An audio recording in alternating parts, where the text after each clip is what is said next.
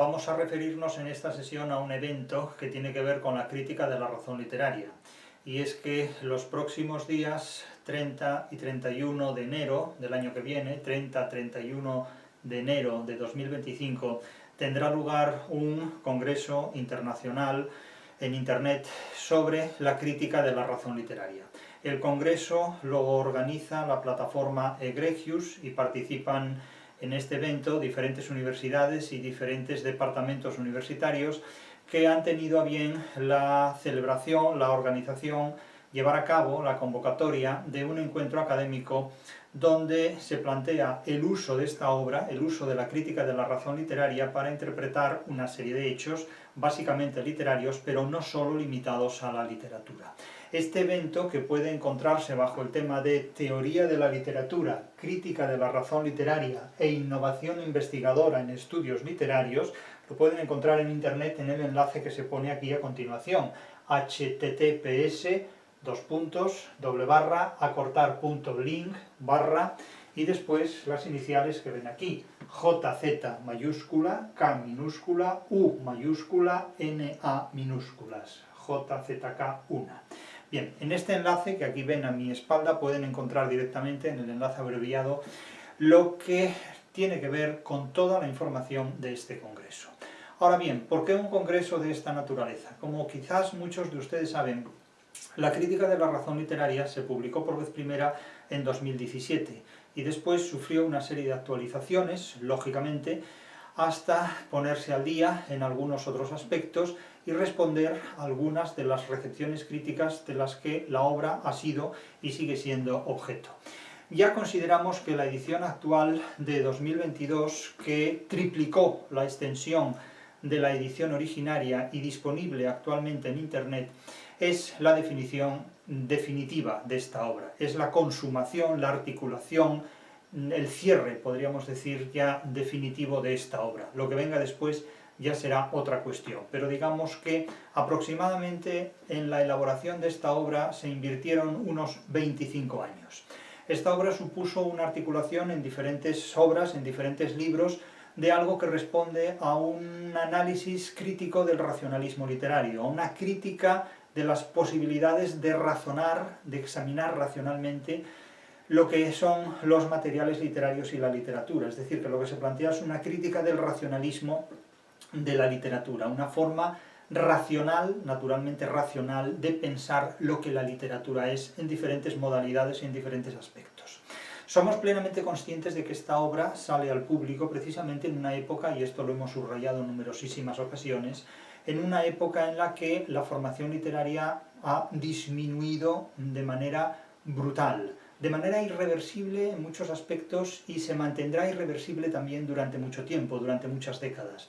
Nosotros estamos ahora mismo entrando en una etapa histórica que supone un túnel para todo lo que tiene que ver con los estudios literarios, en todo Occidente, de manera muy singular, porque la literatura, en las instituciones académicas en las que actualmente trabajamos e impartimos clase, de manera irónica ha desaparecido. Es decir, hoy día la literatura ya no está ni en las escuelas, ni en los institutos de enseñanza media, ni tampoco en las universidades. Absolutamente no está. De tal manera que, ¿qué es lo que se estudia en lugar de literatura? Pues se estudian sucedáneos de otra naturaleza. Por lo tanto, este libro se publica en una época en la que, si la literatura no está, ni se la espera, porque se la ha expulsado de las instituciones académicas, podríamos preguntarnos ¿para qué sirve?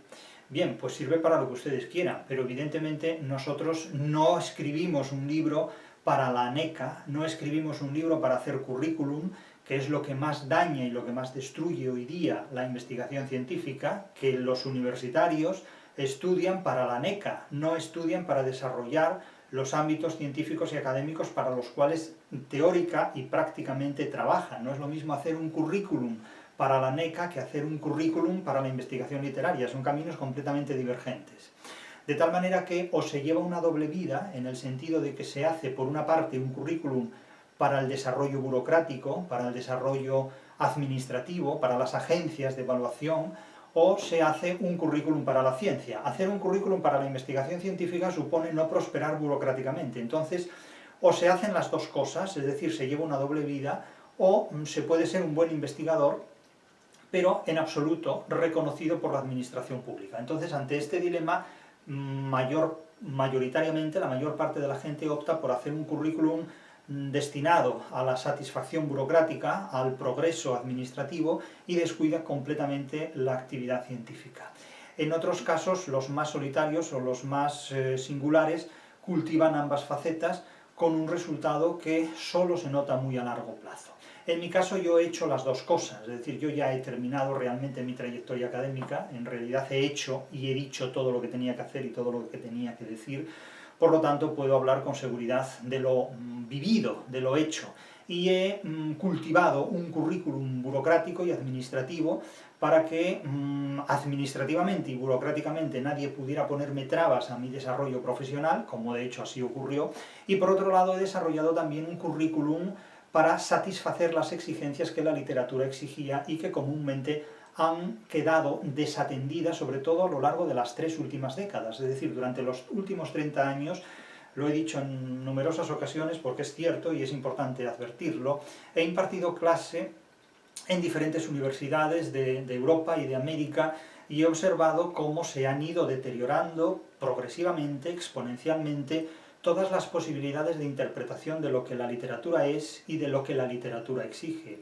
Y a cambio, lo que nos ha quedado simplemente son restos de materiales literarios, lo que podríamos identificar como una literatura low cost, una literatura de bajo coste, que no es realmente literatura, sino que son simplemente retazos, astillas, virutas, desechos, estertores de lo que fue en su tiempo una literatura y que hoy pues resulta edulcorada, maquillada, estropeada por exigencias mercantiles, tanto del mundo académico como del mundo ideológico. Entonces, en este contexto surge la crítica de la razón literaria, y me dirán ustedes, bueno, pero es que usted ha perdido el tiempo escribiendo una obra que nadie va a leer. Pero es que yo no escribo una obra para que la gente la lea, yo escribo una obra para exponer lo que yo pienso sobre la literatura. Que la gente la lea o no la lea, que la gente la interprete o limpie con ella lo que tenga sucio, es un problema de la suciedad de la gente, pero no mío. Es decir, yo cuando hablo y cuando escribo, no hablo ni escribo ni para hacer amigos ni para hacer enemigos, ni para causar antipatía ni para despertar simpatía. Es decir, yo hablo y escribo para exponer un sistema de ideas. Si alguien quiere utilizar este sistema de ideas, puede hacerlo con la libertad o con la capacidad de la que disponga, pero eso ya no es asunto mío. Es decir, las ideas de las que dispongo las ofrezco, y las ofrezco de manera libre, abierta y gratuita, para que no me lo agradezca nadie. Es decir, yo no hablo para buscar agradecimientos, ni para buscar medallas, ni para que me dediquen una calle en Gijón, que sería la cosa más ridícula que me podría ocurrir en toda mi vida, ¿no? Ni para que cuando yo me jubile, alguna de esas universidades use mi nombre para dárselo a un aula. Eso es una tontería como la copa de un pino, ¿no?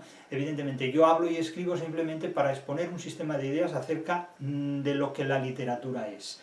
Quien reciba esto o no lo reciba, eso ya no es algo que pueda importarme, ni puede permitirme en absoluto modificar ni una sola línea de cuanto yo haya dicho o escrito. Por lo tanto, ahí tienen ustedes la crítica de la razón literaria, a ver qué hacen ahora con la literatura. Porque después de la crítica de la razón literaria no tienen ustedes ni razones ni derechos a hablar de la literatura en los términos en los que lo hacían antes de esta obra. Es decir, esta obra realmente ha puesto sobre la mesa de la interpretación literaria una serie de materiales que no se habían puesto antes, que no se habían analizado antes de la misma manera, y es una obra que evidentemente no es que se pueda estar en contra o a favor de esta obra, es como estar en contra o a favor del agua, del fuego, del aire o del wolframio, es decir, eso es una actitud completamente absurda.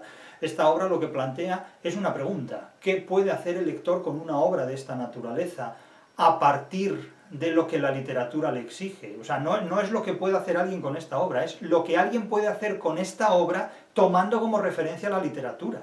Es decir, es que uno no es dueño de esta obra.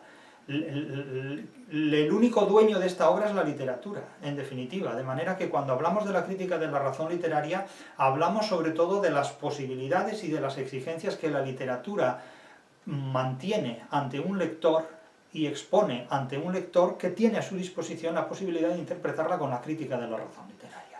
Entonces, los organizadores y promotores de este congreso han planteado en estos términos teoría de la literatura, crítica de la razón literaria e innovación innovación investigadora en estudios literarios una serie de posibilidades para intervenir.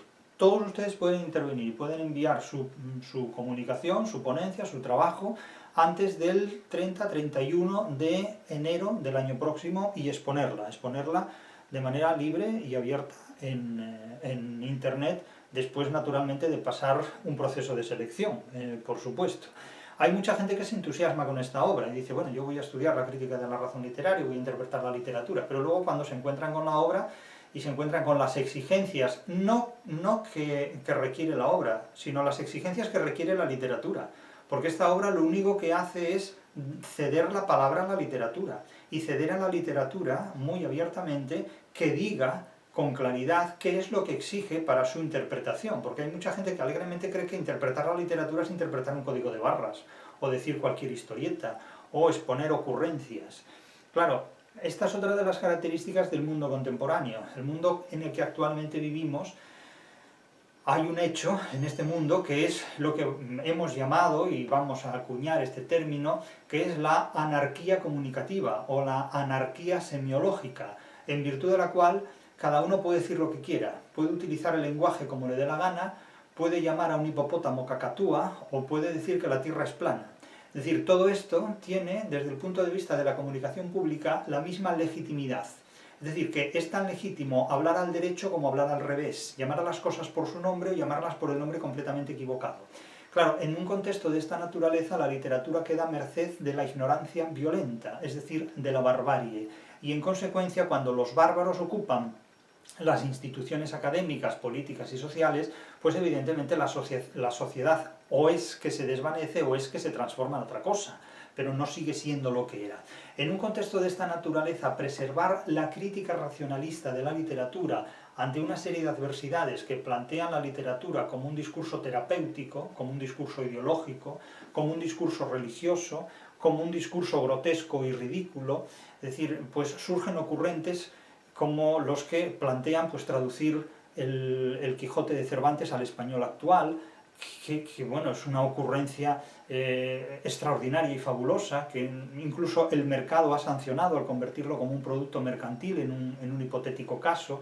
Entonces, cuando nos encontramos en un mundo tan anárquico desde el punto de vista de la comunicación, porque lo que hoy discurre es la anarquía comunicativa, en definitiva, la anarquía semiológica, donde todo tiene legitimidad, desde cualquier disparate hasta cualquier afirmación, es decir, como diría la letra del tango, lo mismo es un burro que un gran profesor, esto es absolutamente literal, lo mismo es un burro que un gran profesor, pues evidentemente sobrevivir en el siglo XXI sin una filosofía, es decir, sin un modo muy coherente de ver la vida, pues resulta particularmente difícil. La crítica de la razón literaria no es solamente una teoría de la literatura de fundamento racional, científico, crítico, dialéctico, sino que es también una actitud ante la vida, sinceramente. Cada cual podrá ver la obra como quiera, pero una obra que se articula en 20 tomos y que en su 10ª y definitiva edición digital es posible que algún día se publique en papel. Hay un proyecto para que se publique en papel, pero son 20 tomos, algo así como 7.000 páginas. 7.000 páginas. Es decir, si ustedes están dispuestos a leer 7.000 páginas de una obra literaria, pueden hacerlo, pero de una obra sobre literatura, de una obra sobre obras literarias, pueden hacerlo, pero naturalmente va a requerir mucho trabajo. Naturalmente no es necesario leer la obra entera, porque la obra se articula a través de múltiples facetas y ustedes pueden centrarse en aquella que les interese específicamente más o particularmente más. Pero lo que sí está claro es que se trata de una obra que probablemente es más bien fruto de otra época, es decir, es una obra enciclopédica, es una obra que hasta a mí incluso me sorprende que haya sido posible que la escribiera un solo ser humano, pero claro, se ha escrito a lo largo de 25 años y es una obra muy dilatada. Pero en ella van a encontrar respuesta prácticamente a todo tipo de preguntas literarias. Entonces, ¿cómo se articula este congreso? Este congreso se articula a través de una serie de paneles o una serie de secciones temáticas donde pueden participar y pueden exponer sus trabajos en relación con esta obra, examinando aquellas obras literarias que estimen oportunas desde los presupuestos que ofrece, que plantea la crítica de la razón literaria. Entonces, en primer lugar, tienen la opción de referirse a los postulados. Los postulados de la crítica de la razón literaria plantean que la literatura ha de analizarse desde criterios racionales, desde criterios dialécticos, desde criterios críticos, valga la redundancia, porque esto es totalmente redundante, los criterios o son críticos o difícilmente pueden recibir este nombre, esta nomenclatura. De tal manera que la crítica, el racionalismo, la ciencia y una organización racional y lógica articulada en lo que Platón llamaba simploqué y que después el propio Bueno va a utilizar también para fundamentar buena parte de su pensamiento crítico y de su filosofía, son los puntos de partida. Es decir, la literatura no es un material anárquico, no es un material que no pueda someterse a una organización racional, crítica, científica y dialéctica. Este es un primer punto sobre el que pueden reflexionar todo lo que les parezca oportuno. En segundo lugar, se plantea la posibilidad de someter a examen las 13 tesis de la crítica de la razón literaria, los 10 mandamientos, diríamos, que en este caso no son 10, sino que son 13, los 13 mandamientos de la crítica de la razón literaria, que más que de mandamientos son tesis, las 13 tesis de la crítica de la razón literaria que se exponen en esta obra, se exponen en la segunda edición, en la 10ª edición de la obra, en la segunda, digamos, gran versión de la obra, la que tiene 20 tomos. La primera versión tenía 3 tomos, la segunda versión tiene 20 tomos. La primera versión eran 3.000 páginas, la segunda versión y última son 7.000 páginas, es decir, se amplió muchísimo más toda esa obra. Ahí se exponen las 13 tesis de la crítica de la razón literaria. Pueden someterlas a examen, pueden utilizarlas para interpretar la literatura. Se plantea también la teoría del genio, en qué consiste la genialidad del arte, en qué consiste la genialidad de la literatura, en particular del arte en general. Se expone una teoría del genio en virtud de la cual se trata de explicar cuáles son las razones en las que se fundamenta la genialidad en el arte. Con frecuencia se habla de la genialidad en el arte, pero nadie ha definido una teoría de la genialidad en el arte. La teoría del genio tiene sus antecedentes más recientes, más modernos, en la edad contemporánea, en el romanticismo, pero el romanticismo es una construcción completamente idealista del mundo que hace que el ser humano sea incompatible consigo mismo, con los demás y con el mundo en el que habita. Es decir, la única puerta de salida del romanticismo es el suicidio, y esto es algo que hay que evitar siempre. Entonces, la teoría del genio, tal como se plantea en la crítica de la razón literaria, es una teoría racionalista sobre los criterios de la genialidad en el arte en general y en la literatura en particular. Ahí la tienen, pueden utilizarla para justificar la genialidad de tal o cual autor y contrastar hasta qué punto unos autores son más geniales que otros, porque hasta la genialidad es cuantificable. Después hay otro capítulo que tiene que ver con la presencia de la crítica de la razón literaria en diferentes universidades, sobre todo de Occidente, incluso también en China. Me consta que en China hay diferentes personas que utilizan la crítica de la razón literaria en sus estudios sobre literatura, y pueden hablar al respecto de esto, si quieren, pueden exponer sus experiencias. Hay muchas personas que me dicen, es que no me dejan utilizar la crítica de la razón literaria porque mis profesores me censuran en los trabajos de investigación, en el desarrollo de tesis doctorales. Bueno, pero si le censuran es porque usted no ha desarrollado las competencias necesarias para evitar la censura. Claro, es que hay personas que van por delante exigiendo que los censuren. No se trata de esto, ¿no? Ni blanco ni negro, es decir, ni lo uno ni lo otro. Es decir, ustedes tienen que exponer un sistema de pensamiento con las debidas capacidades, con las debidas habilidades, estas palabras que hoy se usan tanto, para ir exponiendo una serie de criterios, y tienen que buscar también aquellos profesores que les apoyen en libertad. Porque la universidad no es una institución donde la libertad funcione, la universidad es una de las instituciones más conservadoras que hay, y la libertad en la universidad ni está ni se la espera. Es decir, la libertad comienza donde termina el horario laboral y donde termina el calendario laboral. Entonces, hablar de libertad en la universidad es como hablar de libertad en la iglesia, es decir, o hablar de libertad dentro de una secta, es decir, eso no existe en ninguna parte. La libertad universitaria es algo que uno debe crearse, que debe ir desarrollando de manera muy discreta, muy oculta, muy prudente, y a veces algunas personas se encuentran con personas con otras personas, con directores de tesis que les permiten desarrollar su trabajo y en otros casos no, en otros casos les discuten. Entonces, claro, cuando algunas personas me dicen, bueno, es que su obra no la siguen en determinadas universidades, ¿y qué quieren que haga yo? Que compre la universidad y que obligue a que sigan mi obra. Estas cosas no se hacen de esta manera. Es decir, uno escribe una obra y quien tenga capacidad para utilizarla e interpretarla lo hace, y quien no tiene capacidad para interpretarla, pues sigue la corriente y va donde va Vicente, donde va la gente. Quiero decir que eso tampoco podemos pretender que todo el mundo se dedique a interpretar esta obra, porque entonces, claro, si la masa te elogia, peor para ti, porque la masa lo que debe hacer básicamente es vituperar. Es muy mal signo que los ignorantes elogien una construcción humana, porque eso quiere decir que es un kitsch, que no hay nada de originalidad. Entonces, ya contamos con esto, es decir, nosotros ya sabemos que de las universidades no cabe esperar gran cosa, que vamos a esperar de una institución que destierra la literatura de sus centros de enseñanza y de sus facultades, que vamos a esperar de una institución que ha convertido la filosofía en una ideología, en una autoayuda. Pues no podemos esperar gran cosa de estas instituciones. ¿Qué podemos esperar de unas instituciones que se venden por dinero? Pues la prostitución, básicamente. Es decir, es una devaluación de muchos objetivos personales, científicos y profesionales. Pero siempre ha ocurrido así. O sea, no cabe decir, no, es que esta es una época peor que otras. Esta es una época como las demás, exactamente como las demás. La única diferencia es que es la época en la que ustedes viven. Es decir, ustedes no viven a finales de la Edad Media, que era mejor vivir en 1318, era mejor vivir en 1212, era mejor vivir en el año 800, era mejor vivir en la Roma del año 476. Y claro, es que cualquier tiempo pasado no fue necesariamente mejor, y uno tiene que sobrevivir en el mundo en el que le toca vivir. No podemos sobrevivir en el siglo X antes de nuestra era, o en el siglo VI, o en el siglo V, con las postrimerías ya más que arruinadas de lo que fue la caída del Imperio Romano, en definitiva. Entonces, la única diferencia de esta época respecto a las anteriores es que en esta época vivimos y las anteriores pues las desconocemos, las interpretamos de una u otra manera.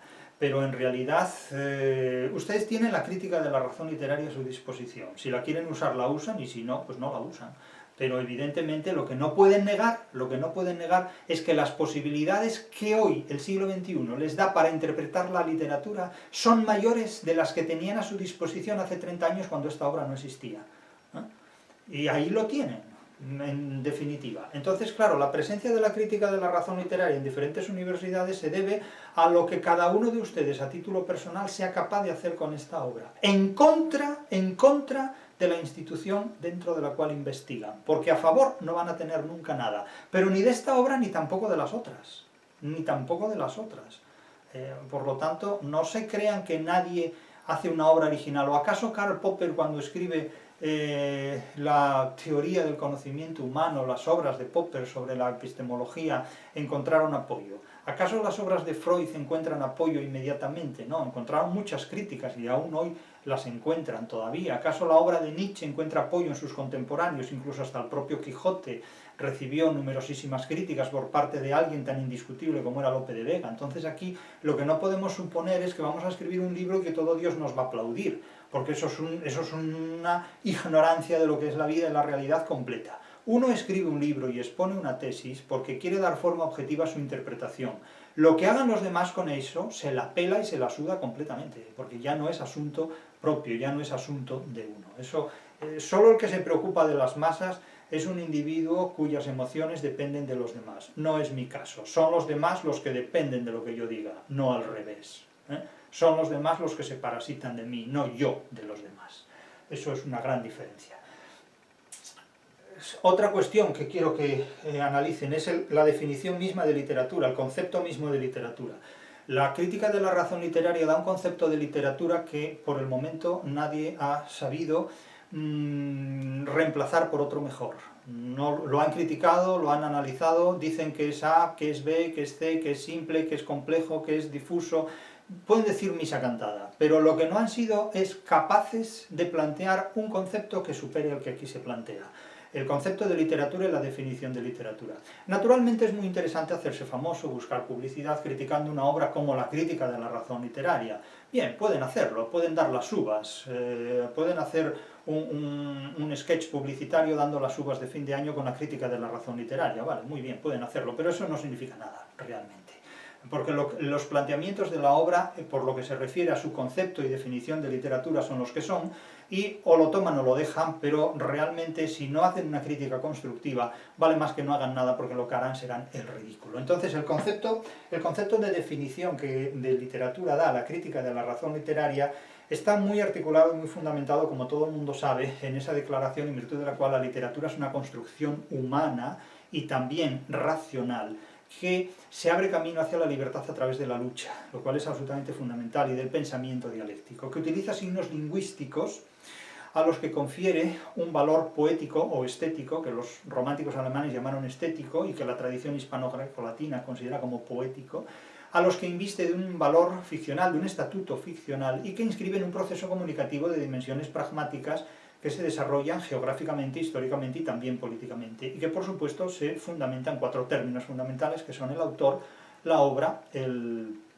receptor y el intérprete o transductor. Si esto resulta confuso, pues mire, en la consulta de un psiquiatra quizá les puedan explicar algunos problemas más de trastornos de personalidad. Pero esto es el concepto de literatura que mantiene la crítica de la razón literaria. Hay una genealogía de la literatura a la que pueden referirse también. La genealogía de la literatura en muchos aspectos puede considerarse como un modelo que desde el ámbito de la literatura comparada trata de superar todo el esquema que desde la escuela comparatista francesa se ha repetido acríticamente desde el siglo XIX. Es decir, que en el comparatismo hay dos orientaciones que han triunfado. La escuela francesa, decimonónica, historicista y positivista, que se ha repetido constantemente porque es muy fácil de repetir. Uno hace un manual de literatura comparada y coge lo que han dicho los franceses, desde Valdespenger a todos los demás, y lo repite. Tematología, periodología, historiología, bibliología, y ya está, no hay ningún problema. Y sale un manual de literatura comparada, que es el enésimo manual de literatura comparada de ascendencia francesa. Vale. Y luego hay otra tendencia que prosperó, que fue la escuela anglosajona estadounidense, de René Wellek y Austin Barron, que son los que desarrollan un modelo de literatura comparada en la que se reemplaza el historicismo por el teoreticismo, por el formalismo. Y es la literatura comparada desarrollada sobre todo por el imperialismo estadounidense. Ocurre que hoy día la literatura comparada se ha hecho trizas porque la posmodernidad considera que todas las literaturas son iguales, de tal manera que si todas las literaturas son iguales no hay nada que comparar. Y entonces la literatura comparada queda sin recursos ante lo que son las exigencias de las comparaciones literarias. Bien, en esta obra se plantea un capítulo específico sobre literatura comparada, que ya adelantamos aquí, pero hay otro capítulo sobre genealogía literaria, sobre el origen de la literatura, en el que se distinguen 4 familias: la literatura primitiva o dogmática, la literatura crítica o indicativa, la literatura sofisticada o reconstructivista y la literatura programática o imperativa. Claro, son 4 modos de concebir y de practicar la literatura que desde el punto de vista del comparatismo puede resultar muy enriquecedor, y desde el punto de vista de la genealogía literaria también, pero hay que tener en cuenta que la genealogía literaria es un capítulo totalmente inédito en la literatura y en la investigación literaria. Nadie nunca antes de la crítica de la razón literaria escribió ni una sola línea sobre la genealogía de la literatura. Este es un capítulo inédito en la historia de los estudios literarios, porque nadie escribió ni una sola monografía, ni un solo libro sobre el origen de la literatura. Se ha escrito sobre el origen del lenguaje. Y en todo caso se ha hablado del origen de los mitos y todas estas cosas, y se han metido muy de polizón cuestiones relacionadas con la literatura. Pero específicamente sobre el origen de la literatura, esta es la primera obra de la historia de los estudios literarios a las que se hace referencia precisamente en este punto, el origen de la literatura, y desde luego se plantea a través de estas 4 familias. Cada obra literaria que leemos, cada obra literaria que escribimos, pertenece a una o varias de estas 4 familias, y a una de ellas de manera dominante o predominante. Sobre esta faceta pueden intervenir también en este congreso. Otra cuestión es la ontología literaria, que se concentra en los 4 materiales, superando el modelo de Jacobson, emisor, mensaje, receptor, que además no contiene ninguna originalidad. En el Congreso de Indiana se expone en 1958, pero no tiene ninguna originalidad porque ya estaba en la retórica de Aristóteles, el que habla, lo que se dice y el que escucha.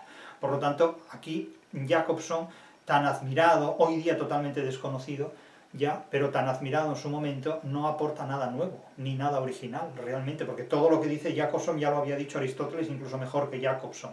Por lo tanto, los planteamientos anglosajones sobre teoría de la literatura son un redescubrimiento torpe y degradado y malo de lo que ya la tradición de los estudios literarios hispano-grecolatinos había hecho con mucha más perfección y solidez desde siglos antes. Otra cosa es que la ignorancia anglosajona sobre estos temas, inaugurada sobre todo con la Ilustración y el Romanticismo, hubiera eclipsado las posibilidades de tenerlos en cuenta, pero eso ya es un problema de ellos. Otra cuestión es la gnosiología, es decir, las diferentes posibilidades y modalidades de analizar científicamente la literatura. La gnosiología de la literatura, tal como aquí la planteamos, lo que expone es la exigencia de estudiar científicamente la literatura, algo que la Ilustración y el Romanticismo, anglosajones, alemanes, negaron sistemáticamente, negando además toda la validez de los estudios literarios anteriores al siglo XVIII.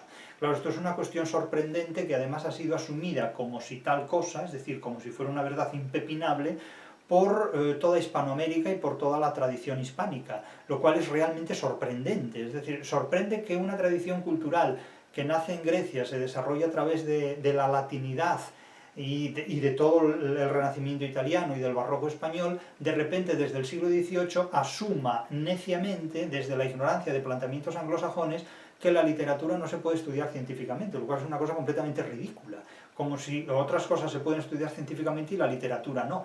Todo por una herencia kantiana, pietista, reformista, fantasmagórica, idealista, que nunca se ha cuestionado seriamente desde la tradición hispánica. Incluso algunos filósofos incluso llegan a plantear, asumiendo posturas kantianas sin ser conscientes de ello, que no es posible estudiar científicamente la literatura, y no saben por qué. O sea, repiten esto pero no saben exactamente por qué.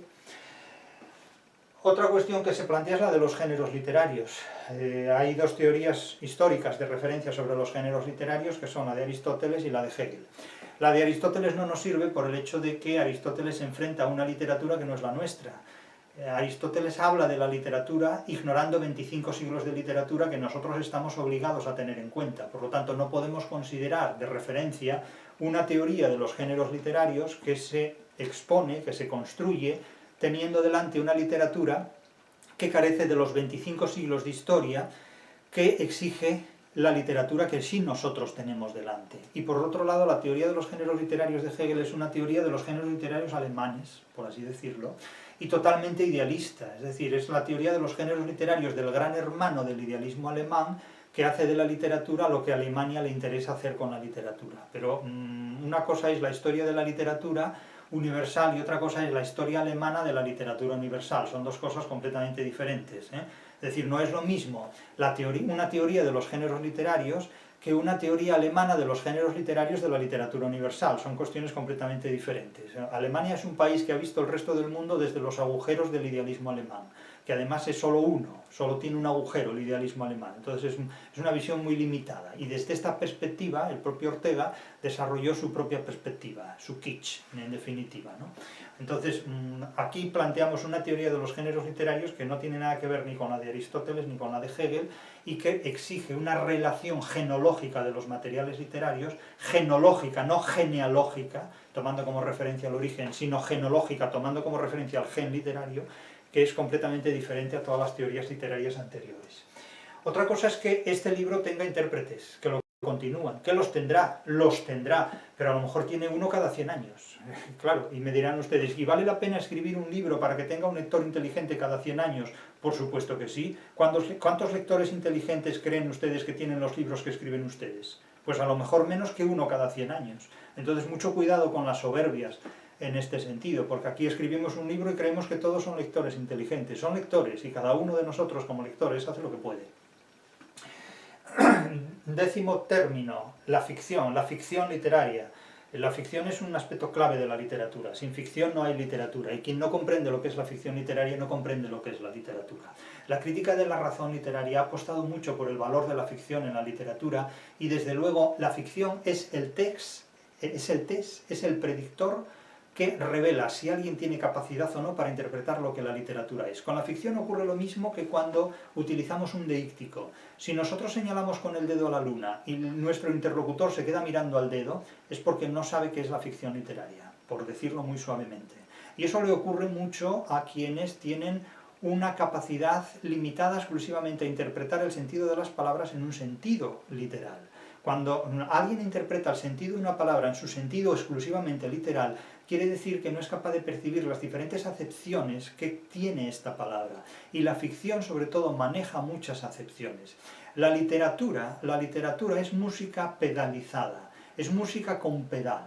Es decir, que hay mucha reverberación semántica en todo lo que dice una palabra, del mismo modo que el pedal suele decirse que es el alma del piano, pues evidentemente quien toca muy bien el piano tiene que saber manejar muy bien el pedal. No hay ningún pianista, por bueno que sea, que no domine el pedal, porque la clave del piano es sobre todo el pedal. Ahí es donde se maneja realmente el sonido. El pedal, como dice mi profesor de música, se toca con el oído, en definitiva. La música entera se toca con el oído, evidentemente, porque es lo que lo domina absolutamente todo. Pero la literatura es el pedal del lenguaje, ¿eh?